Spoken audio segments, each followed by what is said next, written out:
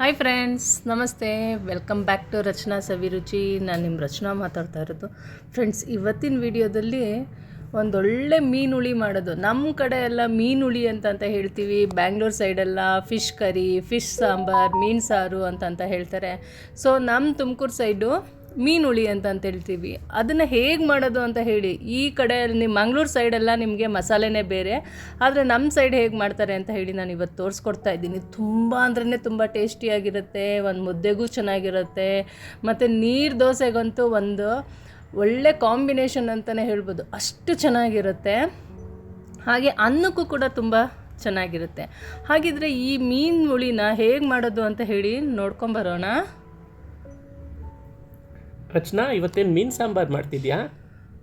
ಏನ್ರಿ ಇವತ್ತು ನೀವು ಕೂಡ ಜಾಯ್ನ್ ಆಗ್ತಾ ಇದ್ದೀರಾ ನನ್ನ ಜೊತೆ ನಾನು ಸ್ವಲ್ಪ ಜಾಯ್ನ್ ಆಗಿ ಏನಾದರೂ ತಿಳ್ಕೊಳ್ಳೋಣ ಅಂತ ಅಂದ್ಕೊಂಡೆ.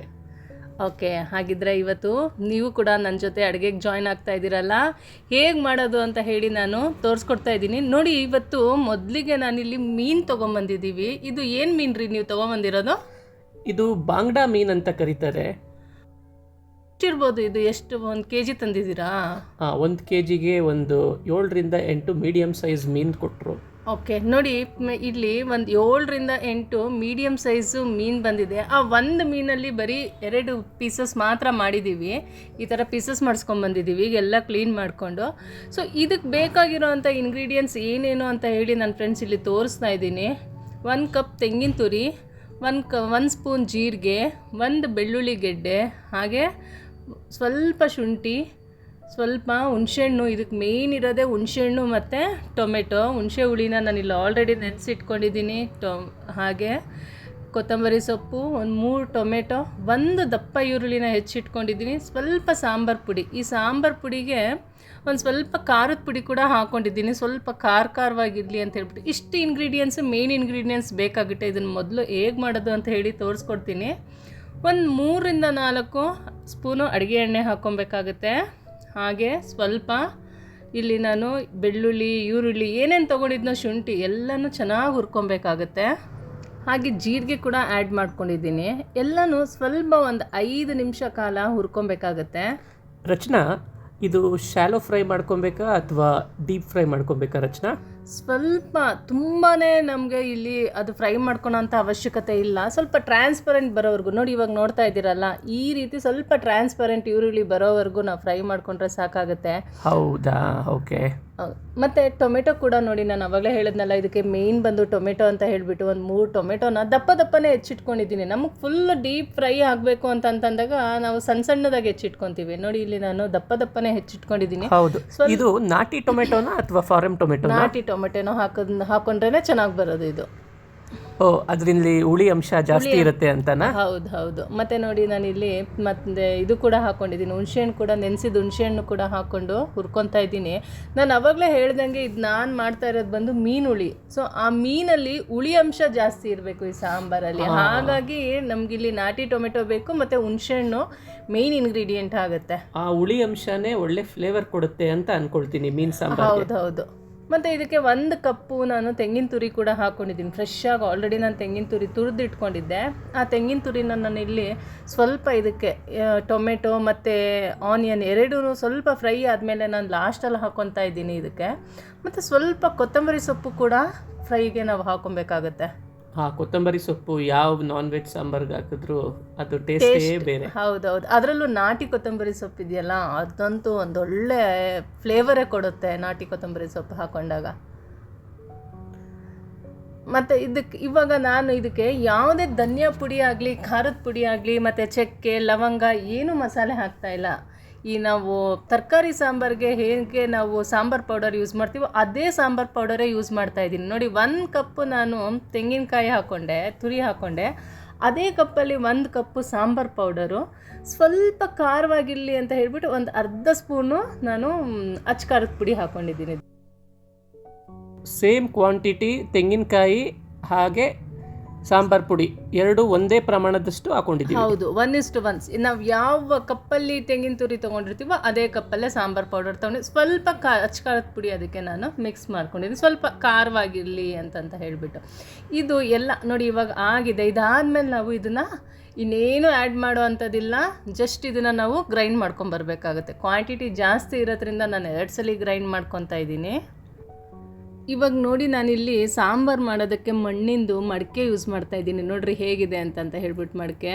ಹಳೆ ಕಾಲದಲ್ಲಿ ಮಣ್ಣಿನ ಮಡಿಕೆನೇ ಯೂಸ್ ಮಾಡಿ ಅಡುಗೆ ಮಾಡ್ತಿದ್ರಲ್ವಾ ರಚನಾ? ಹೌದು, ಹಳೆ ಕಾಲದಲ್ಲೆಲ್ಲ ಹಾಗೆ ಯೂಸ್ ಮಾಡ್ತಾಯಿದ್ರು. ಇವಾಗ ಗ್ಯಾಸ್ ಮೇಲೆ ಮಾಡೋಕ್ಕಾಗಲ್ಲ, ಬಟ್ ಸ್ಟಿಲ್ ನಮ್ಗೆ ಎಲ್ಲೆಲ್ಲಿ ಪಾಸಿಬಿಲಿಟೀಸ್ ಇರುತ್ತೆ ಅದನ್ನು ನಾವು ಮಾಡ್ಕೊಬೋದು. ಒಂದು ಸಣ್ಣ ಉರಿ ಇಟ್ಕೊಂಡು ನಾವು ಮಾಡ್ಬೋದು. ಹಾಗಾಗಿ ನಾನು ಒಂದು ಸಣ್ಣ ಪ್ರಯತ್ನ ಮಾಡಿದ್ದೀನಿ, ಎಲ್ಲೆಲ್ಲಿ ನಾವು ಯಾವ್ಯಾವ ಅಡುಗೆ ಮಾಡೋಕ್ಕೆ ಸಾಧ್ಯ ಆಗುತ್ತೆ ಆ ಅಡುಗೆ ಮಾಡೋಣ ಅಂತ ಹೇಳಿಬಿಟ್ಟು. ಮೀನುಳಿ ಕೂಡ ಈ ಮಣ್ಣಿನ ಮಡಿಕೆನಲ್ಲಿ ಮಾಡಿದ್ರೆ ಒಂದು ಅದ್ಭುತ ರುಚಿನೇ ಕೊಡುತ್ತೆ. ಸರಿ, ಮೊದಲಿಗೆ ನಾನಿಲ್ಲಿ ಇಟ್ಕೊಂಡು ಅದಕ್ಕೆ 2 ಸ್ಪೂನ್ ತುಪ್ಪ, ಒಂದು 3ರಿಂದ 4 ಸ್ಪೂನಷ್ಟು ಎಣ್ಣೆ ಹಾಕ್ಕೊಂಡು ಸ್ವಲ್ಪ ಸಾಸಿವೆ ಹಾಕ್ಕೊಳ್ತಾ ಇದ್ದೀನಿ ಒಗ್ಗರಣೆಗೆ, ಮತ್ತು ಒಂದು ಸ್ವಲ್ಪ ಕರಿಬೇವಿನ ಸೊಪ್ಪು, ಹಾಗೆ ಬ್ಯಾಡಗಿ ಮೆಣಸಿನ್ಕಾಯಿ ಕೂಡ ಹಾಕ್ಕೊಳ್ತಾ ಇದ್ದೀನಿ. ಆದಷ್ಟು ನೀವೇನಾದರೂ ಪ್ರಯತ್ನ ಪಟ್ಟರೆ ಫ್ರೆಂಡ್ಸ್, ಸ್ವಲ್ಪ ಮೀಡಿಯಮ್ ಫ್ಲೇಮಲ್ಲೇ ಫಸ್ಟು ಮಡಿಕೆ ಪಳ್ಗೋವರೆಗೂ, ಅಂತಂದರೆ ಅದು ಸ್ವಲ್ಪ ಯೂಸ್ ಆಗೋವರೆಗೂ ನಾವೇನು ಮಾಡಬೇಕು, ಮೀಡಿಯಮ್ ಫ್ಲೇಮಲ್ಲೇ ಮಾಡ್ಕೊಬೇಕಾಗುತ್ತೆ, ಸಣ್ಣ ಉರಿನಲ್ಲೇ. ಬ್ಯಾಡಗಿ ಮೆಣಸಿನ್ಕಾಯಿ ಕೂಡ ಹಾಕ್ಕೊಂಡಿದ್ದೀನಿ ಇಲ್ಲಿ, ಅದು ಚೆನ್ನಾಗಿ ಫ್ರೈ ಆಗಬೇಕು. ನಮ್ಮ ಅಜ್ಜಿ ಏನು ಹೇಳ್ತಿದ್ರು ಗೊತ್ತಾ ರಚನಾ? ಏನು ಹೇಳ್ತಿದ್ರು? ಅವರು ಹಳೆ ಕಾಲದಲ್ಲಿ ಬರೀ ಮಣ್ಣಿನ ಮಡಿಕೆ ಯೂಸ್ ಮಾಡಿಕೊಂಡೇ ಅಡುಗೆ ಮಾಡ್ತಿದ್ರಂತೆ. ಆ ಅಡುಗೆ ರುಚಿನೇ ಬೇರೆ ಅಂತ ಹೇಳ್ತಿದ್ರು. ಹೌದು, ಅದಕ್ಕೆ ಹಿಂದಿನ ಕಾಲದಲ್ಲಿ ಅವರೆಲ್ಲ ಅಷ್ಟು ಹೆಲ್ತಿಯಾಗಿರ್ತಿದ್ರು.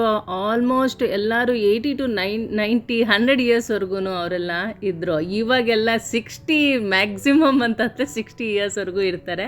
ಬಟ್ ಎನಿವೆ, ನಾವು ಟ್ರೈ ಮಾಡೋಣ, ಎಷ್ಟು ಸಾಧ್ಯ ಆಗುತ್ತೆ ಅಷ್ಟು ಹೆಲ್ತಿ ಫುಡ್ ತಿನ್ನೋದಕ್ಕೆ, ಹಾಗೆ ನಾವು ಹೆಲ್ತಿಯಾಗಿ ಮಾಡ್ಕೊಂಡು ತಿನ್ನೋಣ ಅಂತ ಹೇಳಿಬಿಟ್ಟು ನಾನು ಇಲ್ಲೊಂದು ಸಣ್ಣ ಪ್ರಯತ್ನ ಮಾಡಿದ್ದೀನಿ.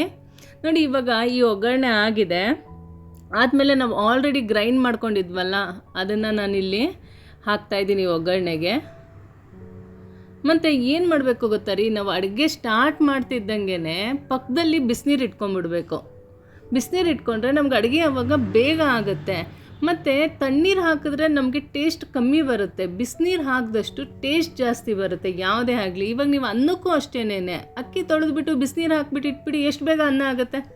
ಮತ್ತು ಸಾಂಬಾರು ಅಷ್ಟೇ, ಈ ಮಡಿಕೆನಲ್ಲಿ ನಾನು ಹೇಳಿದೆ ನಿಮಗೆ ಮೀಡಿಯಮ್ ಫ್ಲೇಮಲ್ಲಿ ಇಟ್ಬಿಡಿ ಅಂತಂತ ಹೇಳಿಬಿಟ್ಟು, ಆ ಮೀಡಿಯಮ್ ಫ್ಲೇಮಲ್ಲೇ ನಾವು ತಣ್ಣೀರು ಹಾಕ್ಬಿಟ್ಟಿಟ್ರೆ ಎಷ್ಟೊತ್ತವರೆಗೂ ಬೇಯಬೇಕಾಗತ್ತೆ.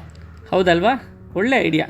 ಅದಕ್ಕೆ ಮತ್ತು ಟೇಸ್ಟ್ ಕೂಡ ತುಂಬ ಚೆನ್ನಾಗಿ ಬರುತ್ತೆ. ಬಿಸಿನೀರು ಹಾಕಿದಷ್ಟು ನಮಗೆ ಬಸ್ಸಾರಾಗಲಿ, ಯಾವುದೇ ಒಂದು ಮಟನ್ ಸಾರಾಗಲಿ, ಮೀನು ಸಾರಾಗಲಿ ಏನು ಮಾಡಬೇಕಂದ್ರೂ ಅಷ್ಟೇ ನಾವು ಬಿಸಿನೀರಿಗೆ. ಅದಕ್ಕೆ ನಾನು ಇಲ್ಲಿ ಆಲ್ರೆಡಿ ಪಕ್ಕದಲ್ಲಿ ಬಿಸಿನೀರು ಇಟ್ಕೊಂಡಿದ್ದೀನಿ, ಒಂದು ಕೆಟಲಲ್ಲಿ ಬಿಸಿನೀರು ಕಾಯಿಸ್ಕೊಂಡಿದ್ದೀನಿ.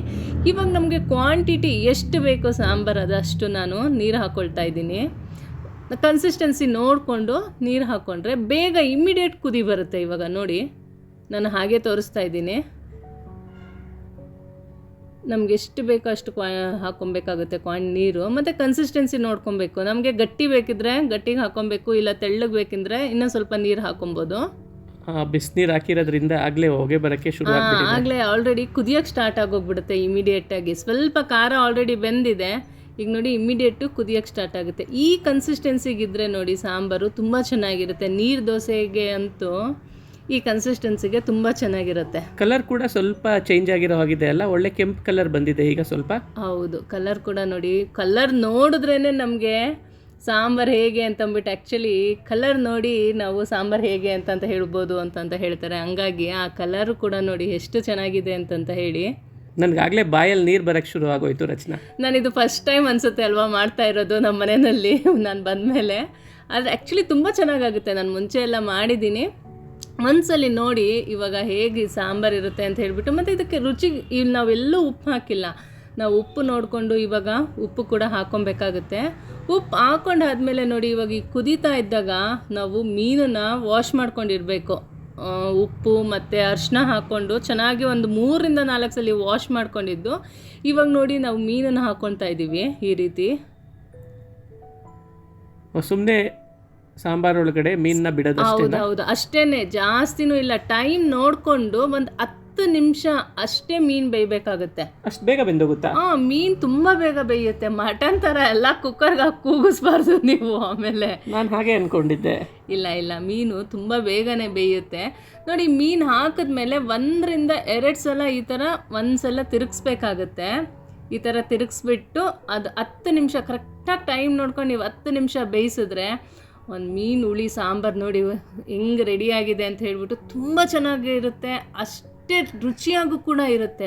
ಮತ್ತು ಇನ್ನೊಂದು ಹೇಳ್ತೀನಿ ನೋಡಿ, ನಾವು ಸೌಟು ಯೂಸ್ ಮಾಡುವಾಗ ಈ ಥರ ನಾನು ಯೂಸ್ ಮಾಡ್ತಾ ಇದ್ದೀನಲ್ಲ ಆ ಥರ ಸೌಟ್ ಅದಕ್ಕೆ ಯೂಸ್ ಮಾಡಬೇಕಾಗುತ್ತೆ. ಯಾಕಂದರೆ ಮೀನು ಬೇಗ ಕದ್ರೋಗ್ಬಿಡುತ್ತೆ ನಾವು ಎತ್ತುವಾಗ.